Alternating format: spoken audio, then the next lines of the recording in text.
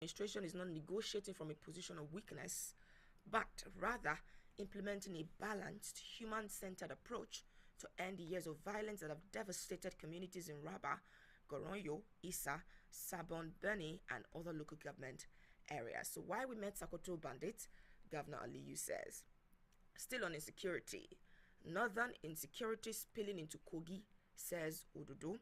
Kogi State Governor Ahmed Ododo has attributed some insecurity incidents in his state to the spillover of criminal activities from the troubled northeast and northwest regions of the country. Speaking in Abuja on Friday after visiting the National Working Committee of the All Progressives Congress, the governor warned that Kogi should not be perceived as a safe haven for criminals fleeing military operations in other parts of the country. He noted that Kogi's strategic location makes it vulnerable to infiltration by fleeing armed element. Okay, he also cited underutilization of natural and agricultural resources as contributing factors to insecurity in the state. And he went on saying that his administration is committed to safeguarding the lives and livelihoods of the people of Kogi State. We have two stories on insecurity like that. And let me add this because of that. Of course, there are other headlines on insecurity, but let me add this particular one. NYSC, stop posting our children to insecure state. Parents tell federal government. The Parent Teacher Association of Nigeria has appealed to the federal government to stop posting prospective members of the National Youth Service Corps to states plagued by insecurity. Speaking in an interview with Saturday Punch, the PTA National President Alhaji Aruna Danjuma described the continued deployment of corps members to states battling insurgency and banditry as dangerous and insensitive. He warned that the lives of young graduates should not be risked in the name of national service. The plea follows renewed concerns over the safety of corps members deployed to states experiencing deadly attacks by insurgents. So let's put all of these headlines together. The first one I read was, why we met Sokoto bandit, says Governor Aliyu. Then the next was, northern insecurity spilling into Kogi, says Ododo. And finally, the NYC one, stop posting our children to insecure state. Parents tell federal government. So let's start with those ones. Yes. First, when you were reading that, I was trying to look for the meaning of a bandit. Okay. Because to me, I think Nigerian governments are just using words, throwing words about. But we have to know what it means. A bandit, I looked at 3 different dictionaries now. A bandit is a robber, especially a member of a gang or marauding band. The second one said a criminal who attacks and steals from travelers. Okay. And who is often a member of a group of criminals. Good. So they are robbers generally, and they usually steal from travelers. Are the people operating in Nigeria bandits? From that definition, they are not. They are terrorists.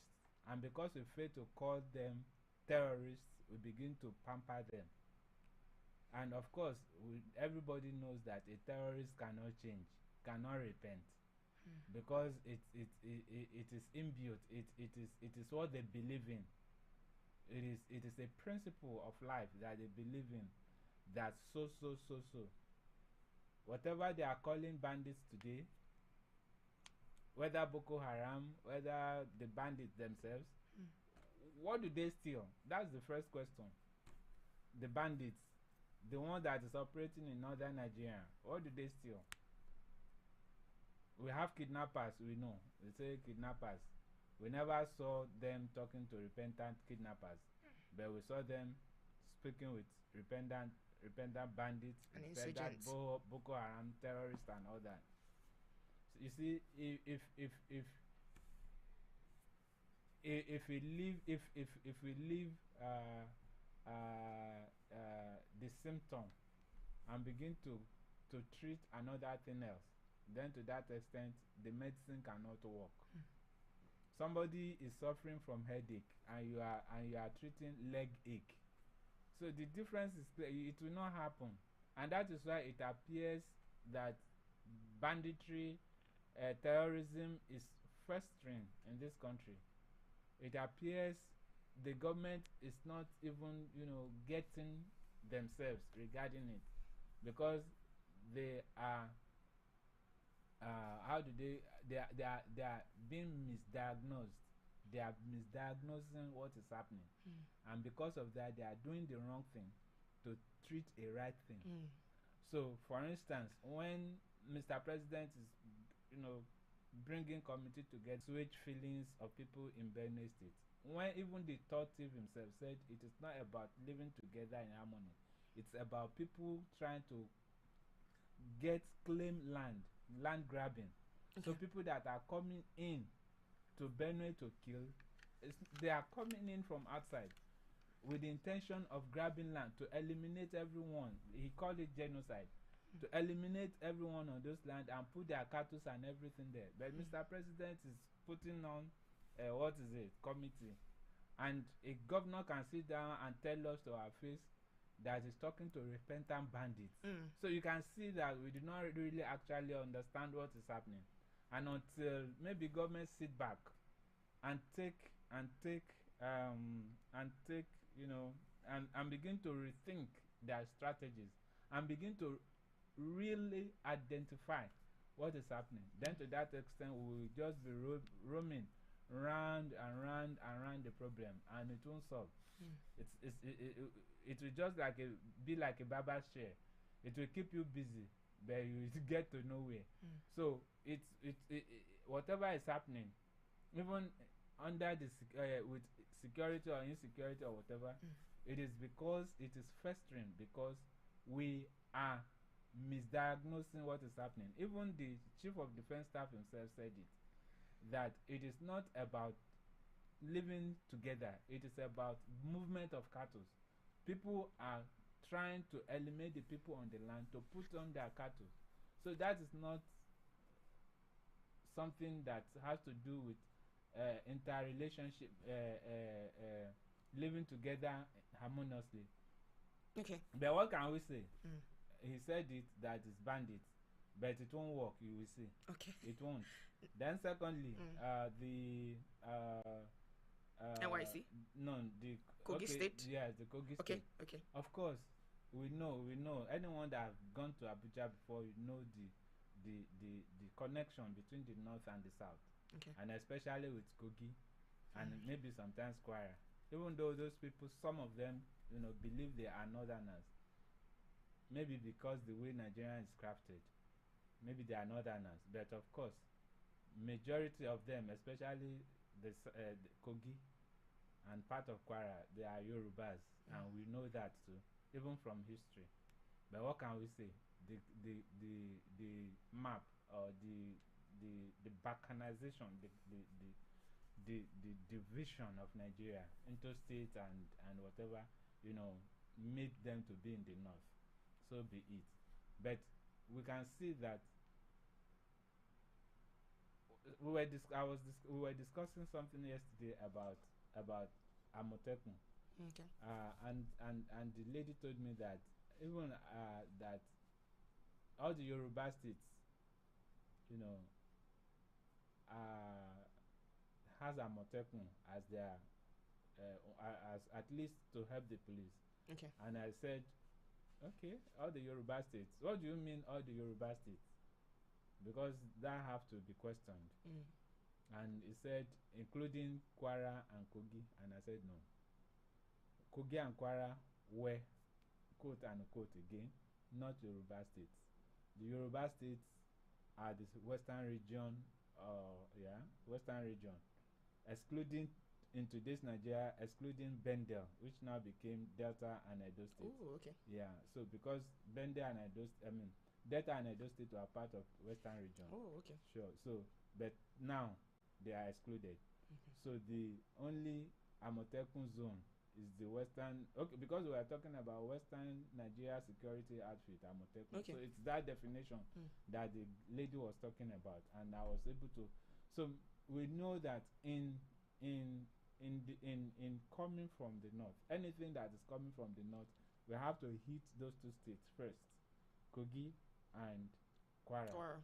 And if care is not taken, if the governor in those two states are not, really thinking outside the box on how to curtail whatever that is coming back, coming down from the north, then it has to hit them. So it means, since you can, identify that, the person speaking there is their governor. Yes, Governor Dudu. So, meaning that it should sit back, it should rethink, it should think outside the box to see how to secure the people. Because it's not just in the talking, it is in the doing.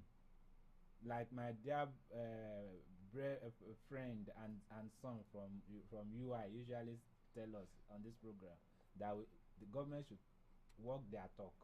So I think it is Ododo now identify what he needs to do to ensure that the lives of citizens, of Kogi citizens, are protected, because that is the essence of Kogi people voting him into power. So it's not just that telling us that this is it and this is it. No, what are you doing to now forestall such thing from happening? And if it must happen, what are you doing to ensure that people at least are to some extent or to almost every extent, protected from whatever it is that is coming? So he knew that that place is vulnerable, and the vulnerability should be checked, so that at the end of the day, when it's coming, there's something for you, to hold them back, at least for some time, till the federal might come and help out. Okay. Now, NYC, that's easy, because nobody, you see people's heart in their mouth anytime this they are announcing another batch for youth corps because of insecurity. So nobody will sit back and want and will be happy to see his child going to Zamfara, Kebbi, Benue, and all those places that are not secured. Why? Because after training a child from creche, nursery, primary school, secondary, university, now you are trying to sit back and say, thank God for what they had done on the child, and suddenly you just said that, in fact, he may not even get to the camp because somebody between the camp and home, abducted him or her and took him somewhere else that you didn't know. And it appears, there was a time, I think that is in Kaduna State or the last administration, when some coppers, about maybe 5 or 10 of them that were going to camp. In fact, before they released them, I think the 1 year term for service was almost over. So you can see. And what do you expect those mothers and fathers to be doing around all those time that their child was not around? I think there should be, people have been calling for its cancellation, but because I was a copper too, at least my time, and I enjoyed it. So, and I didn't serve here, I served in the north too. I enjoyed it. To me, I would not say it should be cancelled outrightly, because I know there are some advantages coming out of it. In fact, more now, because during our time there's no entrepreneurial skills that they were being taught now. Today, many people that graduated out of those entrepreneurial schools started their own business immediately they left camp. So, to me, I wouldn't say it should be cancelled, but I think it should be reviewed, especially to the extent that maybe Western region people should serve in Western region. If there's maybe the Yoruba people should serve in Yoruba, Igbo serve in Igbo, Tiv serve in Tiv. So let everybody serve in his own domain. Although it might seem it will defeat the purpose, but the purpose is not even working. The purpose is that because after the war, we want the government said they need reintegration of people, so that when a southerner goes to the north to serve, you will see them as part of it. With technology assisted in teaching learning to read and reading to learn. Expert instructors with a passion for teaching reading. Personalized reading learning plans tailored to your children's needs. Fun, interactive and engaging learning environment. Small class sizes ensure individual attention. Regular progress updates and parent-teachers conferences. Our program consists cognitive and technical reading skills, phonics, phomic awareness, fluent reading, decoding, vocabulary, comprehension. Enroll your child at this very excellent period. Contact us to register your child right now on 0802 351 9154. Address GAF Building by Kettle Petrol Station, Orogun, off University of Ibadan, Second Gate. Empower your child with the gift of literacy.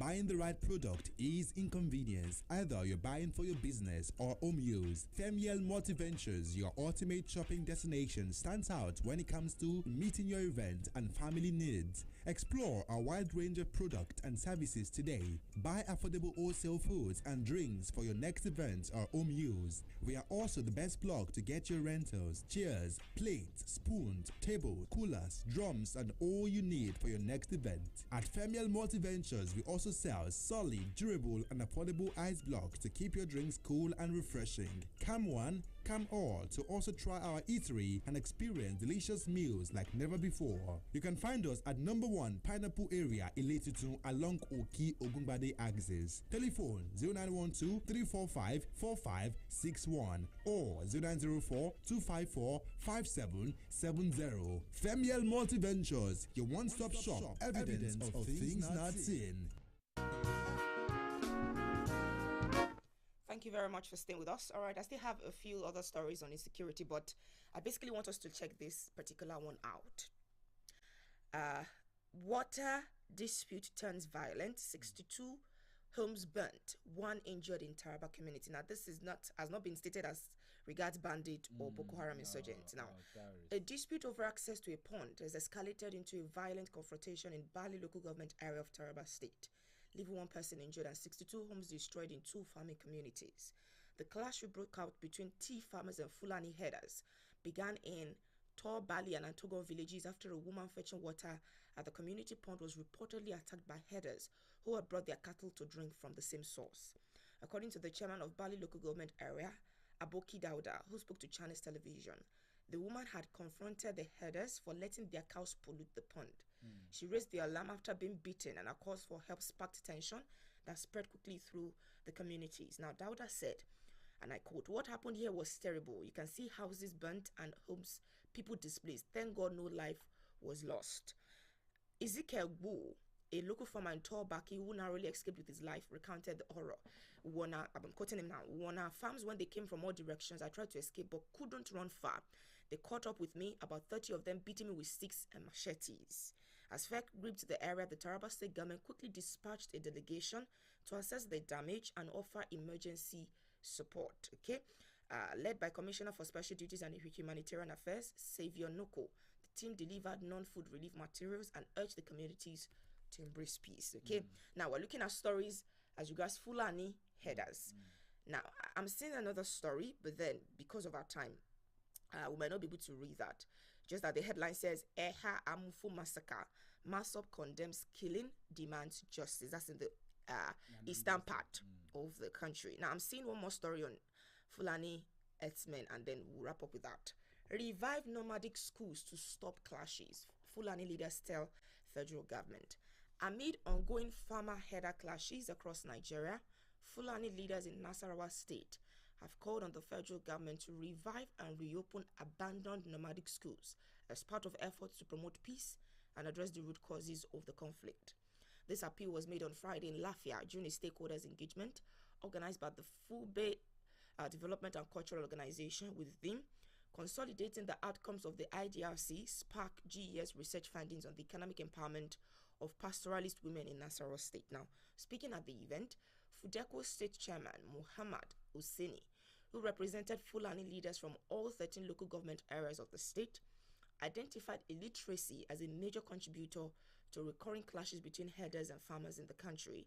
He then expressed concerns about the constant disagreement between farmers and herders in several states of the country, calling on government at all levels to work together towards peace in building rural communities. He also added that educating the Fulani children will help them understand the dangers of engaging in violence and other societal vices. So, revive nomadic schools to stop clashes, Fulani leaders tell federal government. And then the other one I read earlier, water dispute turns violent, 62 homes burnt, 1 injured in Taraba community. Yeah, that one is the root of everything. whatever has to do with others and farmers. It is about land. It is about their farms. It's about their waters. Like I said, I served in Jigawa State, and somebody will ask if the cattle has to come and drink, just to drink from the pond. So why should anybody raise an eyebrow? But I will answer that with this, with what I saw in Jigawa State. Okay. Yeah.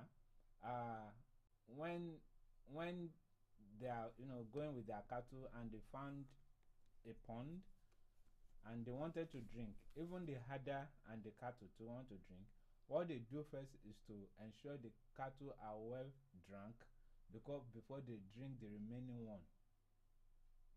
Can you imagine? Instead of drinking theirs first, so they allow the cattle to drink to their satisfaction. The love for cattle. Yes, before they now drank. And to some extent, to us here, because I find it strange, why must an animal drink water before me, even if I have to allow it to drink from the same source that I'm drinking? And they will fetch it, bring it to them, and from the same container they used in fetching for them, that is the remaining one. They will not even throw out that one. They will drink it like that. So, and somebody that's not part of them cannot really see anything good in that. And I think maybe that was why the woman have to, and in this time they have to drink from the pond. They have to drink from the pond directly. And cattle now, animals, they will behave as animals.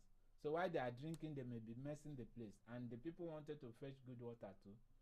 But rather than being civil, what did the cattle, what did the herders do? They attack the woman and the rest is history today. And this one, what can we say about it? It was now after all these things happened that government have to, now come in, to assess the level of damage at the end of the day. So even after they assess the level of the damage, what was the government that came to assess the level of damage gave anything, an address, or what is the response from government? We didn't hear anything, and that is why we did not hear anything. And that is how we did not hear anything in Yellow Water until those people begin to protest. The youths begin to protest. The Pope said, have to talk. Even the American government saying they were going to, not issue visas to Nigerians before even Mr. President himself know that he has to go there. You see, I usually say on this program that what is the value of life in Nigeria?